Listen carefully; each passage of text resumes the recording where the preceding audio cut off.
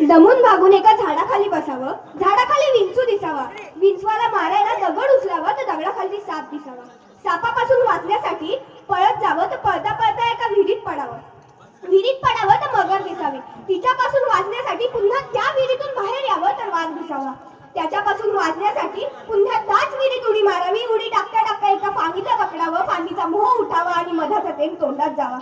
याच प्रकारे छत्रपती शिवाजी महाराजांनी स्वराज्य स्थापन केलेलं. प्रतिपचंद्र लेखे व वर्धिष्णू विश्ववंदिता शाह सुनो शिवशैषा मुद्रा भद्राय राजते, अशी होती आमची छत्रपती शिवाजी महाराजांची राजमुद्रा. सर्वप्रथम सर्व शिवभक्तांना शिवजयंती निमित्त हार्दिक शुभेच्छा. माझे नाव सायली शैलेश मोहिते. महाराष्ट्राचा इतिहास लिहिला तो शहाजीच्या टफांनी, घोड्याच्या टापांनी, तलवारीच्या खणखणाटींनी आणि सह्याद्रीच्या ढालीने. महाराष्ट्राचा आंध्रा इतिहास हा एक शाप आहे आणि महाराष्ट्राचा घोर अज्ञान हा एक अपराध आहे. इतिहासाचे यथार्थ ज्ञान ही एक अपराध आहे आणि या भूमिकेतून छत्रपती शिवाजी महाराजांच्या चरित्र चिंतनासाठी मी उद्युक्त झाले आहे. सह्याद्रीच्या कुशीतून एक हिरा चमकला, सह्याद्रीच्या कुशीतून एक हिरा चमकला, भगवा टिळा चंदनाचा शिवनेरीवर प्रगटला. सह्याद्रीच्या कुशीतून एक हिरा चमकला, भगवा टिळा चंदनाचा शिवनेरीवर प्रगटला. हातात घेऊन तलवार शत्रूवर गरजला, हातात घेऊन तलवार शत्रूवर गरजला. महाराष्ट्रात असा एक तो राजा शिवबा झाला, महाराष्ट्रात असा एक तो राजा शिवबा झाला. मित्र हो, 350 वर्षापूर्वी या महाराष्ट्राच्या भूमीला एक कर्तृत्वान वीरपुत्र मिळाला, ज्याने आपल्या स्वतःच्या पराक्रमाने, शौर्याने, कर्तृत्वाने आणि धैर्याने होत्याचं नव्हतं आणि नव्हत्याचं होतं सोडून टाकलं. मुठभर मावळ्यांच्या जोरावर महाराष्ट्राच्या भूमीवर भगवा फडकवला. त्यावेळी अनेक परकीय सत्ता महाराष्ट्राच्या भूमीवर धुमाकूळ माजवत होत्या. मुघलांच्या कैदेत लाखो मराठा सैनिक खितपत पडले होते. स्त्रियांची आबरू लुटली जात होती, बायकांच्या कुंकवाचा धनी मारला जात होता, शेतकऱ्यांना कोणी कळवाई नव्हता. आणि अशा या परिस्थितीत महाराष्ट्राला हवा होता एक झंकार, धगधगता पेटता अंगार. अखेर ती वेळ आली आणि सह्याद्रीची गर्जना झाली.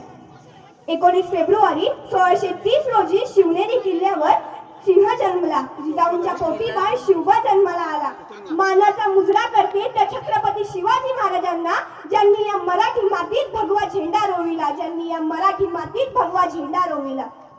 शिवबाचा जन्म झाला आणि गेल्या कित्येक वर्षापासून अंधारात चाच पडण्या या महाराष्ट्राच्या भूमीवर जणू प्रकाशाचे किरणच परतून आले आहेत. हाती घेतलेली स्वराज्याची घोडदौड सुरू झाली. अत्यंत लहान वयात हे महाराजांनी आहासी धाडस करून दाखवले. त्यांच्या आईचे नाव जिजामाता व त्यांच्या वडिलांचे नाव शहाजीराजे भोसले असे होते. त्यांच्या आईकडून त्यांना उत्तम संस्कार व शिकवण मिळाली, तर वडील शहाजी राजांकडून शौर्याचा वारसा मिळाला. दादोजी कोंडदेवांनी त्यांना युद्ध कौशल्य व नीतिशास्त्र शिकवले. शिवाजी महाराजांनी जीवाला जीव देणाऱ्या मावळ्यांसोबत रायरेश्वराच्या मंदिरात जाऊन गुलामगिरी नष्ट करून स्वराज्याची स्थापना करण्याची शपथ घेतली. त्यांनी चाणक्य बुद्धीने आणि मावळ्यांच्या मदतीने अनेक किल्ले जिंकले आणि शत्रूला पराभव केले.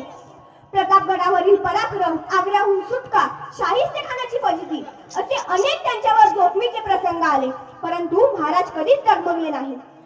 शिवाजी महाराज हे सर्वगुण संपन्न व्यक्ती होते. काळ्या कुट्ट अंधारात आपली दिशा काढत, आपली वाट ठरवून संकटे आली तरी त्यांवर शिताफीने मात करत, आपल्या सहकाऱ्यांसोबत बलाढ्य शत्रूशी लढा देत एका राजाने गुलामगिरी सहन करत स्वराज्य स्थापन केले.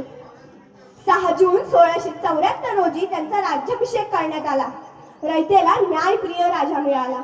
3 एप्रिल 1680 रोजी आपल्या राज्याची प्राणज्योत मावळली. राजे असंख्य झाले आजवरी या जगती, पण शिवबा समान मात्र कोणी न झाला. गर्व त्याचा असे या महाराष्ट्राला, एक तो राजा शिवबा झाला. इंद्रजिनी जंबवड बाळवसु वंबपर